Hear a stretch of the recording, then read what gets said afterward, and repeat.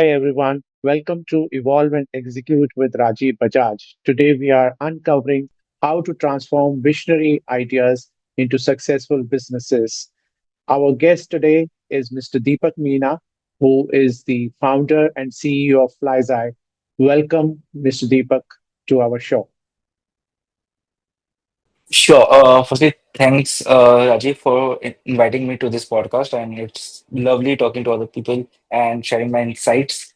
So, yeah, guys, myself, Deepak Meena. I'm the CEO and co-founder of Flyzy. We are a travel tech company, and at Flyzy, we build different solutions for the travel industry. So, our main flagship solution is right now for the corporate travel management, where we have helped the corporates with their travel management sort of problems, right? From managing the ticketing to managing the travel finance to managing the travel policies, everything. So that's our core product. But we have other products like TryVisa is there, which is into the B2C segment, which is a particularly a visa application platform for the like normal consumer. And we have other sort of travel products which we are lined to launch in the next few months. Oh, that's great. Deepak, you are in a very exciting industry. Travel is the Yeah. flavor of the day, especially after, 2 years of kind of sojourn where people were stuck in there because of various reasons of Mm. COVID-19 and all.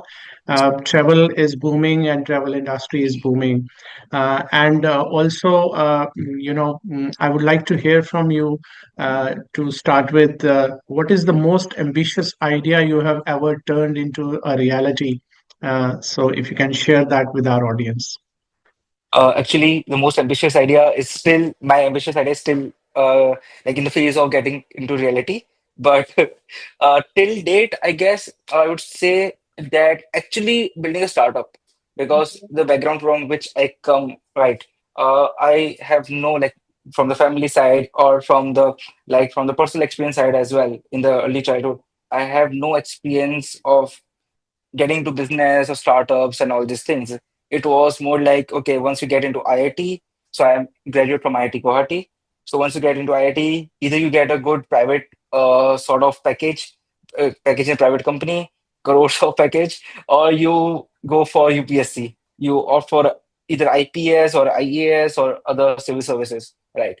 So turning Flyzy into a reality is something which I aimed for when I was in second year of my college. That I always wanted to build a startup, and I guess till date that has been a big ambitious thing which I have done. But the real ambitious thing which actually gonna make an impact in the world is still in the progress of becoming a reality. Okay, interesting. Lots of our viewers are startup entrepreneurs and even MSME entrepreneurs. And in fact, the purpose of this podcast is to actually motivate them for setting up their own startup. And we thought that you are the best example that you have grown on your own in the business without any too much of legacy behind you. So, when you were defining your vision, Deepak, in your experience, what makes a vision truly compelling for both the founder and the teams? Because not only you have to relate to the vision, I think your team should also relate to the vision. So, how did you ensure that? Okay, so let me just first tell this thing like when it comes to team and team building, I guess in the initial stage of a startup, it's the founding team which you are building. And it is, I guess, as important or I can say more important than getting an investor on board. Because you can get the money from an investor, from a bank, from friends, family. Okay, there are different ways. But setting up a team and actually ensuring that all the team members are in line with the vision which the founder has is very important. And that can be achieved by having a proper transparency with the team members. Okay, so that's an obvious hierarchy between that you are a founder and the other team members. There's always difference in the hierarchy, right? You will be always sort of at a higher sort of hierarchy in the corporate level compared to whosoever is joining your team. As a founder, you are always on the top. But despite being on the top or despite being a founder, what we believe that we are not the one who is gonna actually make this vision or the sort of uh, dream which we have into a reality. It's the team who is gonna do it, right? Because I can't be a one man army. It is very like sort of dreamy thing to have, and no one in this world has ever achieved this thing. Like they are one man army. Every sort of successful entrepreneur, or be it any leader, or be it any even as a sports person, they have a team behind it. So when you're transparent with the team, when you're completely transparent, okay, what's right going on, what's wrong going on, and what is the bigger thing which you want to achieve, whatever things they are doing, the team is doing on a day-to-day basis. What is the end goal? Or you can say in a startup ecosystem that what is the North Star metric which the they are working towards? Is it very vague? Is it that any purpose? Are they serving any purpose? Or what sort of outcome their work is gonna have, not only like from the product perspective, but at a bigger in a bigger picture in the industry, how it's gonna make the impact in the sort of to the people, how is actually gonna help them solve the problem they are facing right now.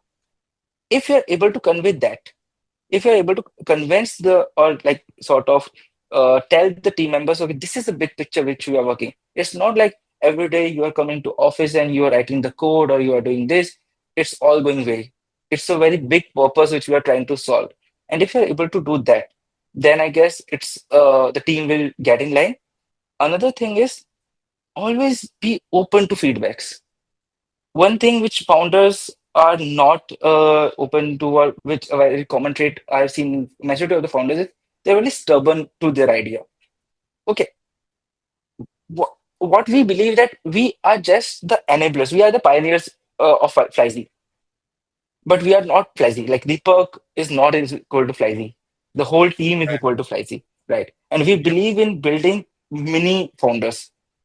So we always give the accountability, and we always give them the sort of headspace and the space where they can actually work on their idea and give their feedback of whatever they are working on.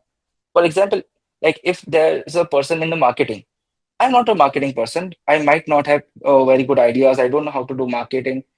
That person might have. If I'm not open to the idea, okay, of what he or she is actually trying to give me, then they will not feel related to the startup. You'll just feel okay, it's a 9 to 5 job, and they're just over here and just get the salary. Because in startups, you don't get you don't give lakhs of money to people, right? It's a very you always keep the salary at a minimum end. It's the vision which drives everyone. So we always believe in building mini founders. And one thing which I always tell the company that it's the only difference between you and us is we started this thing, you joined us later. That's all. That's the only difference which we have, right? Especially with the founding team which we have. This is what I tell them. Okay, and we have weekly, like twice in a week, we have meetings. We get the feedbacks from each department. We see, okay, what research you have done, and be sort of leader in your department. We always tell like, okay, you want to lead from the front. Whatever department you are leading, it can be engineering, it can be design, it That's can be very anything. great. That's very Yeah. great, Deepak. I think you very clearly, explained that people who are involved in the team, they are feeling like founders. That's the very positive side of the whole thing. But as an entrepreneur, how you sometimes we need to refine our vision, because whatever we are doing may not be working out in the real market situation. So, how frequently you have to change, or how frequently you refine your vision?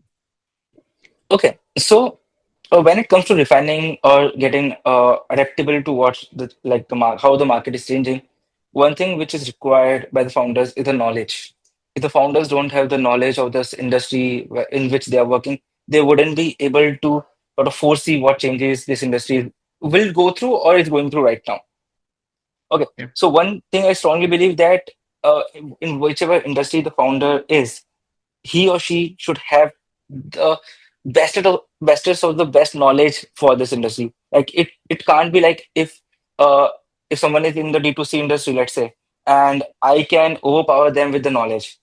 Uh, they should have the maximum knowledge. If you talk about me, I can bet that I have the max a lot. Not I would say the whole knowledge, But from a, if I compare myself to a common person or a common like a non-travel industry person, then I have way knowledge than the other person. That's the confidence I have. So the knowledge is one thing. The second thing is like it's very good to be visionary, but always look at the reality.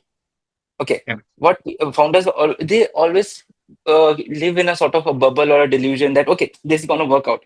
It is very, it is required, but it is, everything has a limit.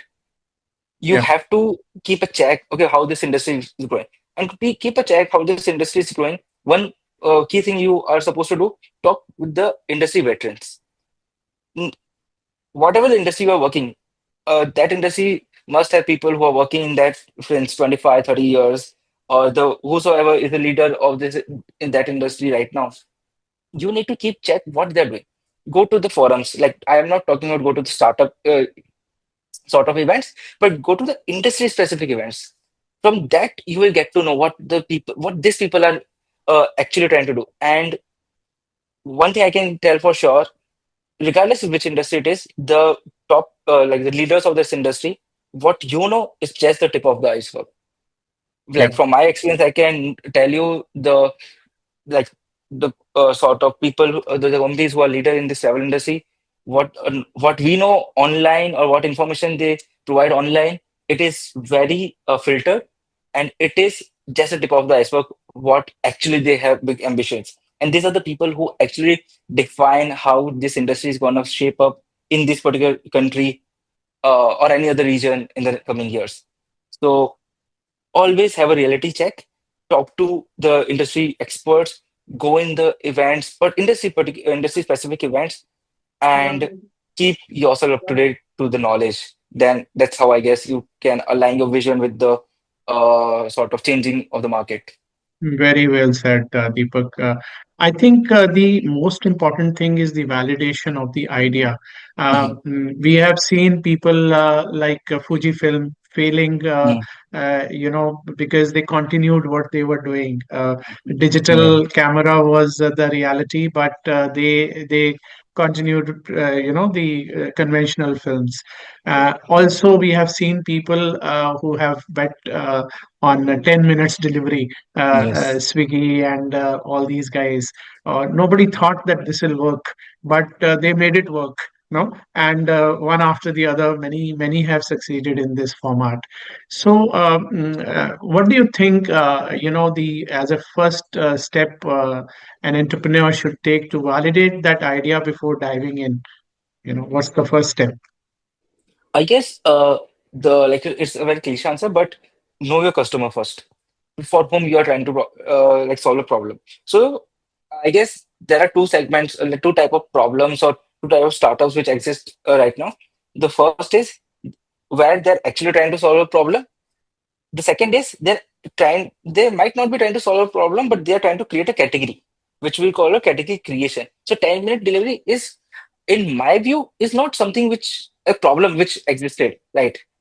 But it's a new category which they have developed. And when you're Yeah, creating a category, you you have to actually understand what's gonna be the picture 5 years down the line, how the consumer is gonna behave 5 years down the line, and one thing which has like really contributed to this 10-minute delivery, what I believe is the sort of impatience which the humans are having nowadays. People are not patient. Whether you take it from the content they consume, whether you take it from this 10-minute delivery, they want everything fast and furious, right? Okay, so yeah, they played on this thing. The other thing is when this 10 delivery thing actually started, they marketed themselves as a okay, if you need something at the last minute, in the last minute, then we are there for it. But now it's not the case. It doesn't matter if we need it in the last minute or we can wait for that particular thing 10 days. We want this right now. So that's a category creation. But when yeah, it's come to actual problem solving, you have to go into the market, go on the field. Like I'm not telling you to go on the road and talk to people, but go on the field, know your customers, right? And the best way to know your customers is to not directly talk to a customer, first of all, because every customer has a different perspective, but to talk to the people who are from this industry. Okay. Right. Because if you start talking to a customer, hundreds of people will have hundreds of answers. Yeah. Because it's a very, I shouldn't say this, but a normal consumer don't know what they need unless and until Mhm. they're told that, okay, you need this. Then they would be like, okay, aware, okay, I need this thing. Because a normal person is so much occupied with his or her like day-to-day things, they don't have the time to think of what problem they are facing. Unless and they like come up and tell you, okay, no, I can solve this problem for you. But how you will get to get the validation of this problem? By the industry people, by the people who Right. are already there in this industry. What people do, Right. they a lot of startups does is like they take service of 100 and 200 people. It's okay. You do the service. But I personally don't feel that that's a very strong point or a strong way of validating an idea. If there are 10 people who are in this industry in the last 20-25 years, if they can tell you, no, this is the problem this industry is facing, or this might be the future problem this industry might face, then I guess that's a more stronger validation compared to what a normal survey is. Very, very well said, Deepak. But can you share some real life example of an idea which got validated through customer feedback and market research? Yeah, so what Flyzy is right now, so it is all based on the market research. So if I take you back since like how when we sort of restarted after COVID, so which is in May 2022. So at that point in time, we wanted to, we had no idea actually what we wanted to do. So we just started selling tickets, right? Okay. Selling flight tickets on WhatsApp. We wanted to do something actually solve a problem in this industry, but we had no idea. But as we went through, we understood that B2B or the corporate travel is the sort of area where we want to focus. How we got to know that? We talked with people. We talked with people, not only like the consumer, we talked with companies Hmm. who are actually making this travel. And we didn't actually jump on building the product. For 1.5 year, we were just booking the tickets through WhatsApp. So we did a sales of almost 70 CRs through WhatsApp, and then we started building the product. Fantastic. Hmm. Yes. So it was all because we wanted to know what the customer wants. Can I get the customer by giving this bare minimum thing? What if I give X thing to him or her? How they will respond? So constantly talking to the your customer who are actually using the products, that helps a lot. That helps a lot. And then aligning that thing with the industry insights or the knowledge you have, and then getting it validated from the people in this industry. You got the insight from the customer, you have the knowledge, and pitch it to someone from this industry, from your particular industry, and get their feedbacks. That's how you should build a product, and that's how you can actually sort of get the customer feedback into a reality. Fantastic, fantastic. So, how you? I'm sure you must be building some strategic Hmm. plans around your business.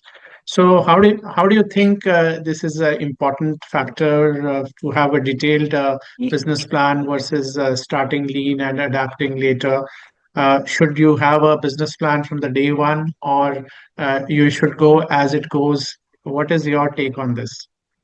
Uh, I guess it depends on the stage which you are. So when you're starting, so it's always good to have a business plan. I wouldn't say a very detailed business plan because again, in the starting when you have nothing, it's all theory, and the value of theory is, in my view, is not that much. Is okay because it's all about practicality and Yeah, execution. So in the yeah, starting, you should be lean, you should be adaptable, but at the back of the mind, you should know what's my business plan is. But as you grow, so if I talk about if I am or if Flyzy is launching a new product at this stage, I will not go like in a very vague way. I will have a detailed plan, right? Because there are two things. The first thing is I don't I know the value of time now yeah. because when you're at a certain stage, then your time is proportionally to how much money you are spending, right? So I can't be okay. I can just experiment this thing and for the 2 months and then just shut it down. I can't be like that at this. I need to have a detailed plan. That's a different story. Whether it's gonna fail or whether it's gonna succeed, that's a different story. But I will have a detailed plan. If you ask me that if I want to start something from the very scratch as and a new startup, then I will have a business plan, but I will be more lean. So in my view, in the starting, it's 70% you should be lean, 30% you should have a detailed plan. So that's, I guess, the composition you should have. Okay, great, great. That's a good insight. And what are the key components of a strategic plan that ensures that the idea scales successfully? How strategically you should work on your plan? So when it comes to planning or building a strategy, one sort of, I guess I should say, the the one thing which people don't do is they don't break it to the atomic level. They just see it from a very like sort of from an umbrella perspective, you can say, or from just like seeing it from like a sky view point, right? Yeah, But once you break down anything, be it a strategy, be it a problem statement, anything, once you break down it to an atomic level, then you will get to know, okay, what are the things you can do first, what are the things you are supposed to do next, and that's how strategies are built. Strategies are not built that okay, I will do this or I will do that. You should understand what is the lowest hanging fruit. It to sort of grab that lowest hanging fruit, what is the investment? Not in terms of the money, in terms of time, in terms of the resources, right? So break down each and everything. And what people don't do nowadays, I guess, they don't write. The habit of writing is sort of fading away. But what I personally do, if I come up, if some ideas come in my mind, if I want to build a strategy for anything, it can be anything. I write it in a as thorough way as possible. I will write all the thoughts which are coming in my mind, and by writing, I will actually literally write on with a paper and pen, not type, because there's a difference in when you type and when you write, right? Okay. yeah, So I yeah, will write it down. I will write it down in a very thorough way, try to break it in an atomic level, then go through it and then sort of eliminate, okay, this can't be there, this can't be there, then I will try to build a strategy. So a strategy can be only built if you go to the smallest or the smallest, or like break the problem statement or the thing to the like smallest or the smallest composition. very nice, very nice. And one more thing which I advise, because I mentor a lot of MSMEs and startups, I advise them to actually work on comparing their plan versus actual. Because Mhm. if you have made a plan, but you are not, reviewing it on monthly basis or maybe a fortnightly basis, then there's no use because you may have a plan, but you are not looking at it how successful you are in reviewing it. So I think that's another key element which I think. How do you think it's important or not? Yeah, it's very important. And one more thing I would like to add, like the importance of actually tracking something, because Yeah, you can only improve that thing which can be trackable, which is trackable. If you're just talking vaguely, if I just tell you something vaguely, and 1 month down the line, I don't have a metric to track it down, then how I will get to know in which area I'm supposed to improve, or which is the reason why this particular thing got succeeded. So whether it's a success or a failure, if you're not able to track, then you wouldn't be able to replicate it, and you yeah, wouldn't be able to improve it further. And it's like in startups, it's also important to sort of zoom out things. So startup founders think, okay, like in daily life is like up, down, up, down, up, down. But if you zoom out, how the last 6 months has been, is it like this? Is it like that? Whatever it is. And this you will only get to know once, only if you track the things uh, like in a proper way. yeah. The most important thing is execution, Hmm. because we have talked about the ideas, we have talked about how strategies should be written, and how strategies should be executed. I think that's the most important thing. So, execution often requires adapting, on the fly. So sometimes you don't get time to react also, and you are just executing. And as you said that you started with WhatsApp marketing of, which is a very interesting, example you gave. So how can leaders balance, sticking to their vision with the uh, flexibility of execution? So, what do you think? How it should be? I guess so. As I mentioned earlier, the execution depends on what is the bare minimum thing with which you can get into a market, or what is the bare minimum thing you can do, which is in line with the bigger problem you are trying to solve or bigger vision you have. And let me just give you an example, not of mine, but I guess there's a people know there's a company called Danube. It's a real estate company based out of Dubai. So, Mhm. Mr. Rizwan, who's the founder of Danube, he didn't started by building like by actually constructing the buildings or the like big complexes which Danube does it right now. They started by dealing with building material. He had a bigger vision of building, making like big buildings, but you can't do it on the day one. But what is the bare minimum thing you can do? They started dealing with or started trading with the building materials. Cement is there, steel is there, concrete is there, and XYZ, other things are there. So, and from there, they got the industry insights because one thing each and every founder has to sort of accept that on the day one or the day zero, you call it, you have no knowledge of this industry. Each and every industry which is there out in the world uh, is very vast. Not all the information is there on the internet. If you think that you can just become an industry expert by reading some blogs on the internet, you are just sort of like being in a bubble, I would say. Right, You are just right. being like sort of you are lying to yourself. So once you start with the very minimum, bare minimum thing, you know about this industry. Okay, you started know like getting more customer insights, more industry insight as you grow.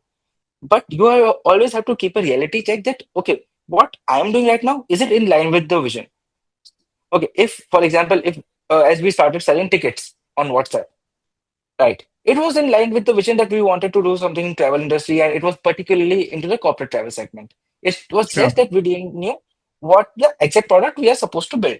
But in that, if I would have started doing, let's say, uh, selling some, you can say, like tour package, or I would say, if I started dealing with some travel accessories like neck pillow or bag, like travel bags, that thing is Right. not in line with the vision which I am supposed to do. So you always have to keep a check. Okay, what you are trying to do, what is the bare minimum thing which you are trying to do? Is it in line with that bigger vision which you have? Right. Another example I would like to give is like we all know Indigo, like it's a Mm-hmm. market leader in airline industry. Yeah. But Yeah. very few people know that the parent company of Indigo is Interglobe, IGT, right? Yeah. And IGT, like the founder of IGT, Rahul Bhatia, who is also the founder of Indigo, he didn't started Indigo on the day one. He started IGT from the like aviation tech perspective.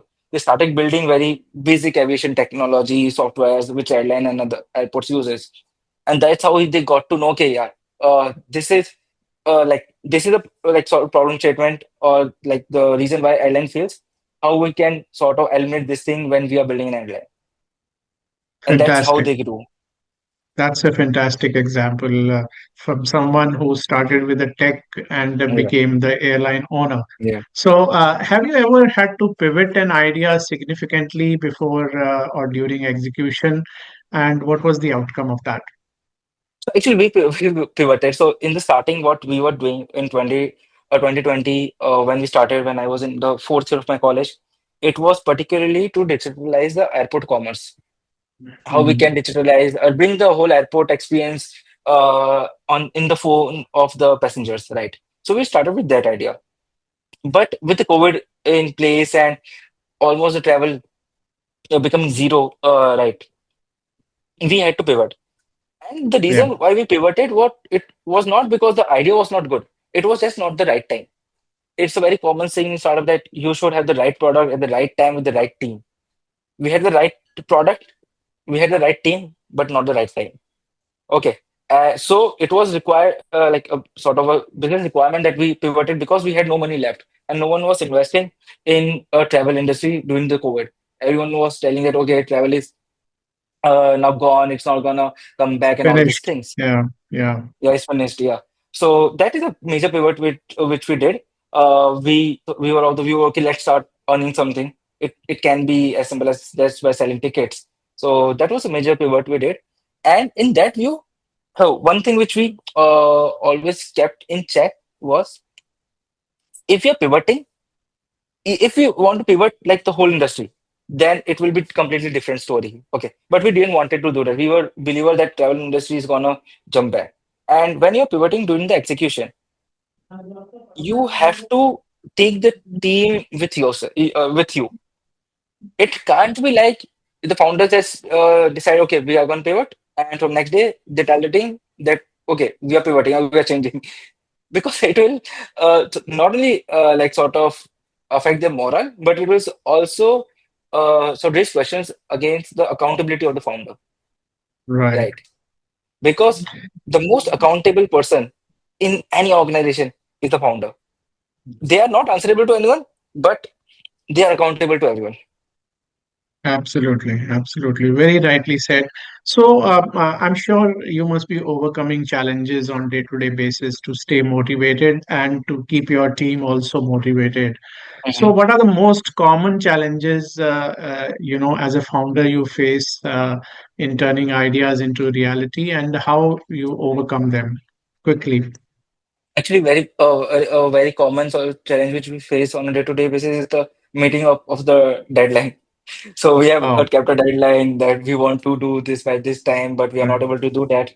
And the best way right, to sort of overcome is to sort of be calm and composed. That's, I guess, is the best way, because a founder will face a lot of challenges.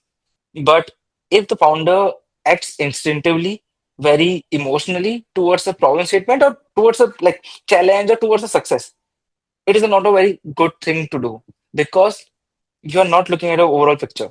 You might be sad one day, another day there might be some high points or there might be something which are going good and you will be happy. Okay, so for a founder, it's very important to sort of be in a very composed manner. You can be expressive with like with your co-founders, but you can't be instinctively expressive. You can't take decision instinctively with the team members, because in that view they will also not feel comfortable. Okay, someday this founder is telling this, and another day the person telling that. So I guess that is very important. And for me, one thing which has helped, like I've started running. So I have started running marathons. I have done a couple of full marathons, and that helps me channelize my anger, my emotions, rather than I like do it in the like in the office. So whenever I feel like I'm not in the best state of my mind, I just grab my shoes and go for running. Whether it doesn't matter oh, it's sunny or it's rainy, I just don't care. I just want to channelize my great. anger towards that. That was my next question. In fact, you pre-answered it. But Okay. any tips for the inspiring entrepreneurs? So one thing is, okay, a very practical thing which I would like to tell: be conscious about the financials. By financial, I mean a lot of startup founders don't know about GST. It's a very common thing, or like a common tax which is applicable across all the industry, right? They don't know how the GST works. I guess very few might not be knowing the full form of GST as well. So, as a Right, founder, particularly as a CEO, you should know in and out about the financial sort of terms in your industry in particular. That's the first right, thing. The second thing is uh, that as a founder, you are not expecting people, like you will hear a lot, sort of, I would say, good things about yourself from the outside of the world and bad thing also, whatever it is. Don't be so much stick to materialistic things. The whatever you get, like you might get featured in like newspapers or media houses, it's okay. It's a part of process. That's not our end goal. The yeah, end goal is should always be how we can actually make money or actually create an impact.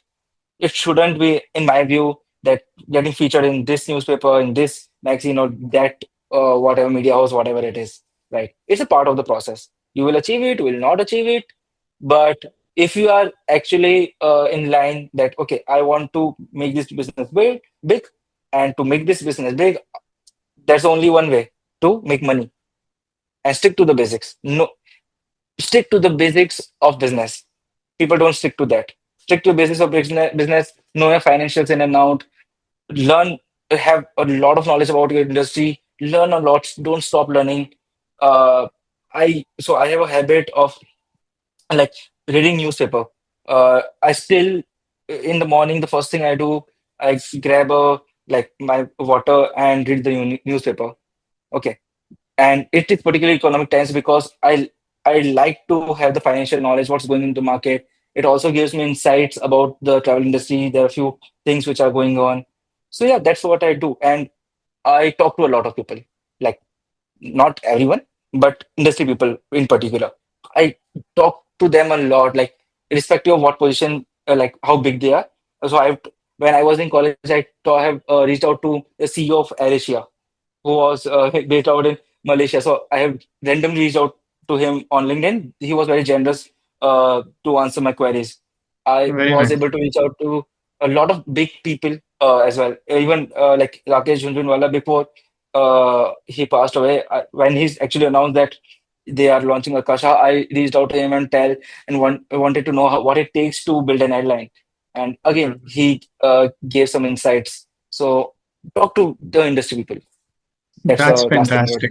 That's a very good tip, and I think that is where most entrepreneurs, they work in silos and shell, say. and sometimes they feel that they don't even need a mentor.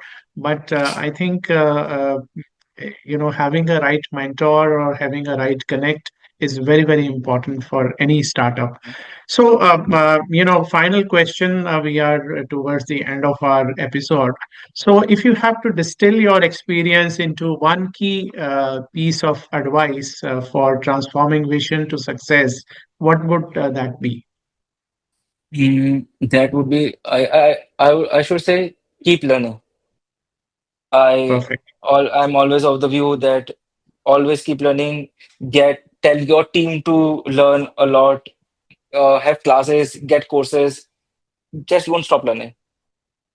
Perfect, perfect. And that's, I'm sure, is going to be very helpful for our audience. So, thank you, Mr. Deepak, for sharing your actionable insights. And you gave lots of ideas. I'm sure this is going to be inspiring for the entrepreneurs who are listening to our podcast. And, for the listeners, keep pushing your limits and always, work on your ideas. Don't hesitate in converting your ideas into a success, and take them forward and turn that into a actionable business model. That's the message, I'm sure both of us want to give. Last message of yours, Deepak, for our audience. Just do it. Let's do Don't it. think to Oh, just do it. that's indeed powerful. That's indeed powerful. So thank you very much, Deepak, for joining in, and thanks for your time for us. And we will be in touch with you for all My times to pleasure. come. Thank you. Thank you. Thank you. Thanks.